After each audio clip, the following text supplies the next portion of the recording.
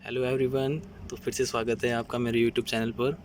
तो जैसा कि हम क्लास 8 इंग्लिश का चैप्टर फर्स्ट पढ़ रहे थे, जिसको हमने पार्ट फर्स्ट और पार्ट सेकंड पिछले वीडियो में कंप्लीट कर लिया था। तो पार्ट सेकंड में हमने देखा था कि जिम मैकफर्सन अपनी वाइफ कॉनी को एक लेटर लिखता है, जिसमें वो बताता है कि कैसे उनकी आर्मी और जर्मन आर्मी ने मिलकर क्रिसमस फेस्टिवल को सेलिब्रेट किया था।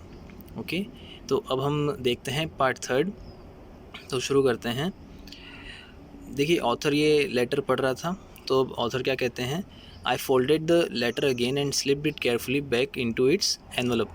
मतलब लेटर को ऑथर ने वापस से फोल्ड किया और उसको अगेन एनवलप में, लिफाफे में डाल दिया। I kept awake all night. अब देखो, इतनी इंटरेस्टिंग स्टोरी पढ़ने के बाद में ऑथर को रात भर नींद नहीं आई। वो उसी के बारे में सोचते रहे। By morning I knew what I had to do. कि सुबह, ऑथर कहते हैं, मैं जानता हूँ कि सुबह मुझे क्या करना था। I drove into Bridport just a few miles away. जैसा कि लेटर पे एड्रेस लिखा हुआ था एनवलप पे, तो उसी जगह पे ऑथर जाते हैं, यानी कि Bridport just a few miles away, जो कि थोड़ी दूरी पर था। I asked boy walking his dog where Copper Beeches was. Author एक लड़के से पूछते हैं, जो लड़का अपने कुत्ते को घुमा रहा होता है, उनसे पूछते हैं कि कॉपर बीचेस कहाँ है। House number 12 turned out to be nothing but a burn out shell.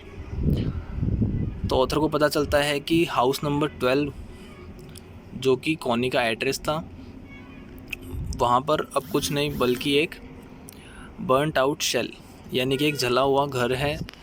The roof gapping, छत भी पूरी टूट चुकी है। द विंडोज़ बोर्डेड अप, यानी विंडो को, खिड़कियों को लकड़ी की पट्टियों से ढक दिया गया है। I knocked at the house next door and asked if anyone knew the whereabouts of a Mrs McPherson. Author house number 12 के पास का जो घर होता है, वहाँ का डोर खटखटाता है और उनसे पूछता है कि क्या पता वो मिसेस मैकफर्सन के बारे में जानते हों। Oh yes, said the old man in his slipper, he knew her well.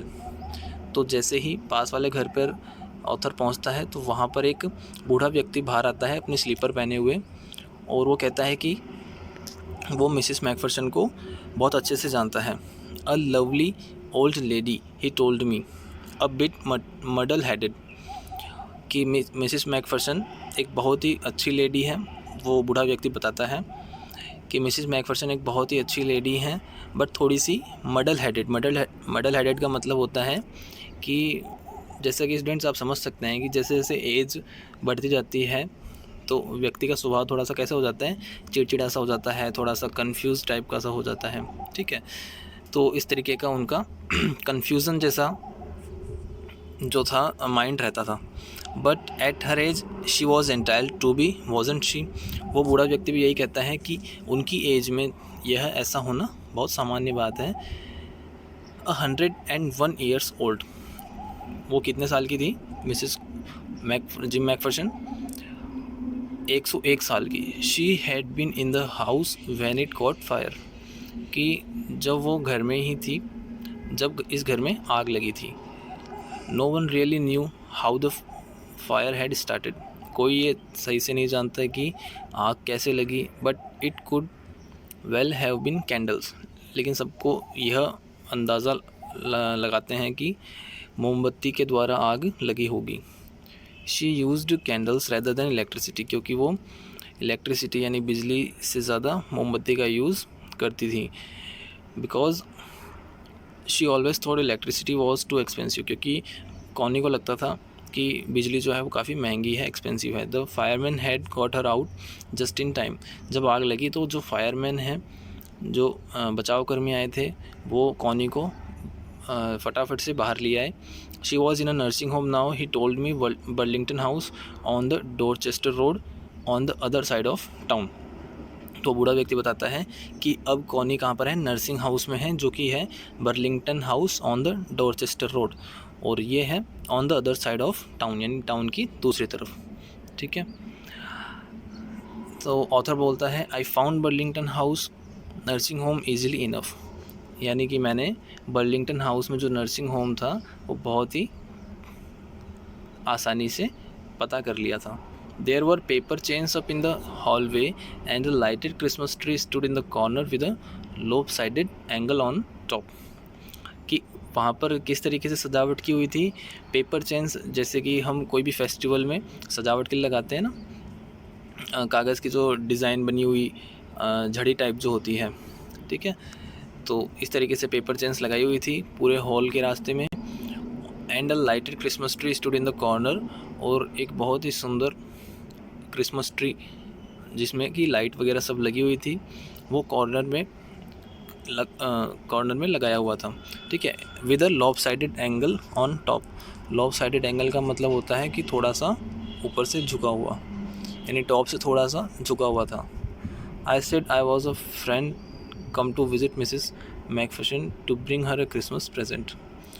Author कहता है वहाँ पर जिससे भी वो मिलता है, वो कहता है कि मैं मिसिस मैकफर्सन का एक दोस्त हूँ, उनसे मिलने आया हूँ और उनके लिए क्रिसमस प्रेजेंट लाया हूँ। I could see through into the dining room where everyone was wearing a paper hat and singing. Author देख सकता था उस डाइनिंग रूम में जहाँ पर सभी ने एक पेपर हैट यानी टोपी पहन रखी थी कागज़ की, और सभी गाना गा रहे थे, सेलिब्रेट कर रहे थे। The matron had hat on too and seemed happy enough to see me. तो जो वहाँ पर मैट्रन थी उसने भी टोपी पहन रखी थी और वो ऑथर को देखकर बहुत ही खुश हुई, ठीक है। She one offered me a mince pie. तो वो उसको एक मिन्स पाई ऑफ़र करती हैं।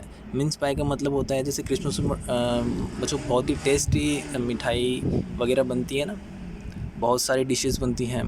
तो मिन्स पाई भी एक तरीके से एक स्वीट थी जिसमें मिठाई थी, जिसमें क्या होता है कि बहुत सारे ड्राई फ्रूट्स और स्पाइसेस वगैरह डाले हुए होते हैं, ठीक है। She walked me along the corridor, और वो उसको अपने साथ गलियारे से होते हुए मिसिज मैकफर्सन के पास लेकर जाती है।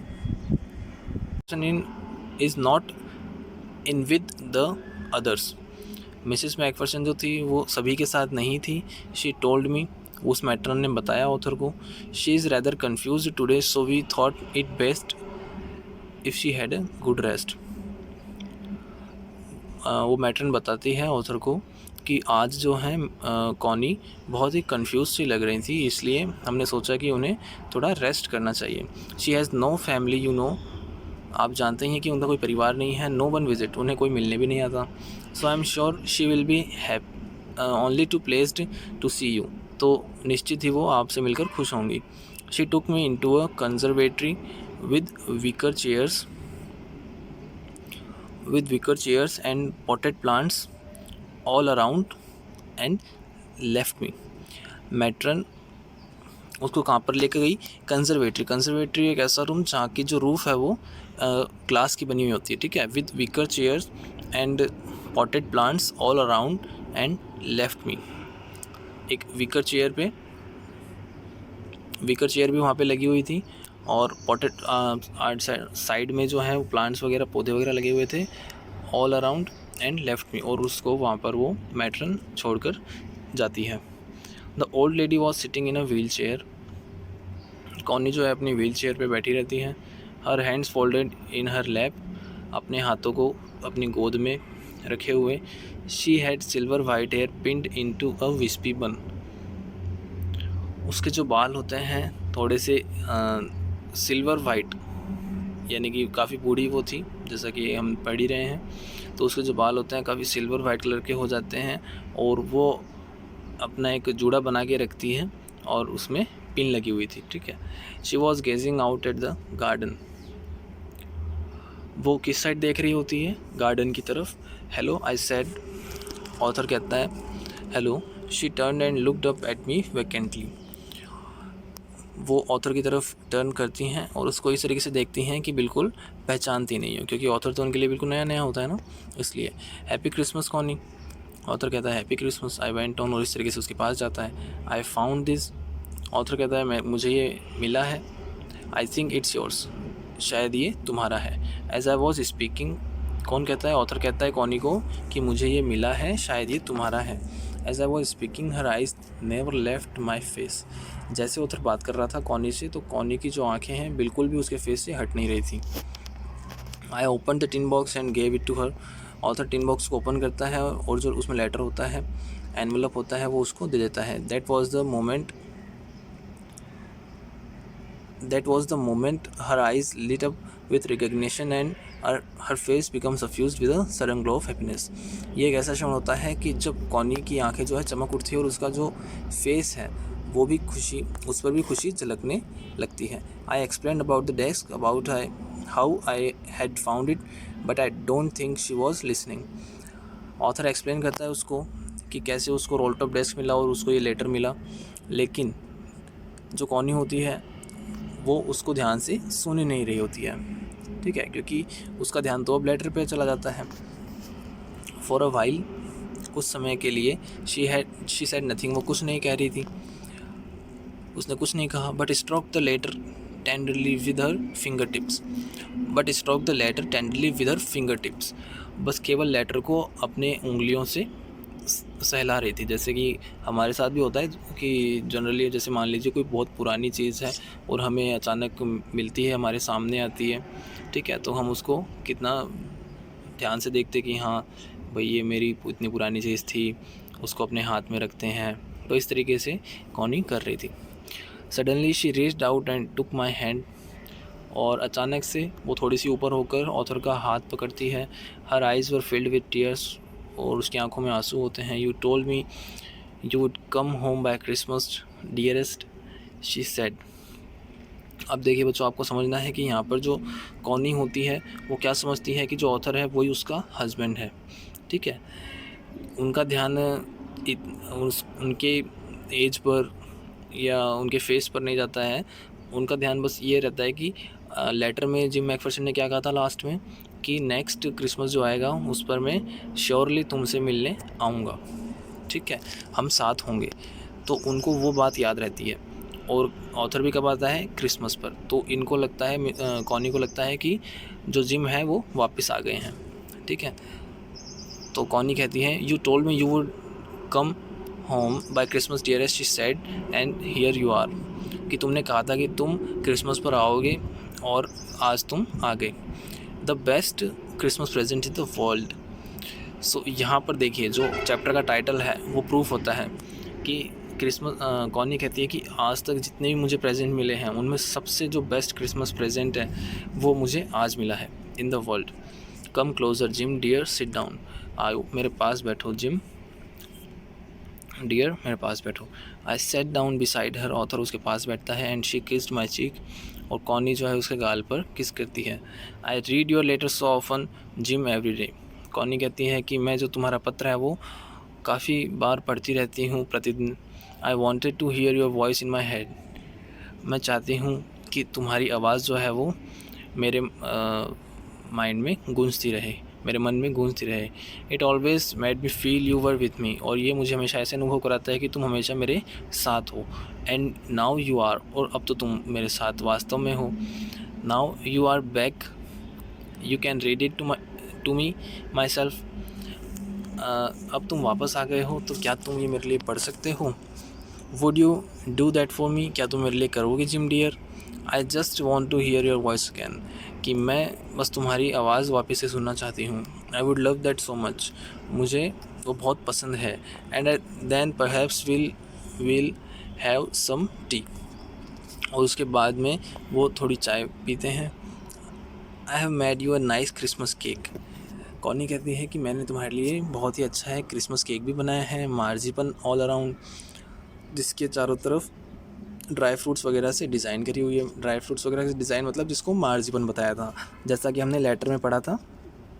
तो हैंस वोल्फ को मार्जिपन काफ़ी पसंद आता है, और जिम मैकफर्सन कहता है कि यस आई एग्री, मतलब जिम को भी काफ़ी पसंद है। I know how much you love marzipan, Connie कहती है कि मैं जानती हूँ तुम्हें मार्जिपन कितना पसंद है। ओके स्टूडेंट्स, तो हमारी ये जो चैप्टर फर्स्ट है story the best Christmas present in the world, ये हमारा चैप्टर कंप्लीट होता है ऑल 3 पार्ट्स में। आई होप आपको अच्छे से पूरा चैप्टर क्लियर हो गया होगा। आपको वीडियो अच्छा लगा हो तो वीडियो को लाइक कीजिए, मेरे चैनल को सब्सक्राइब कीजिए। अब तक के लिए thank you so much, take care.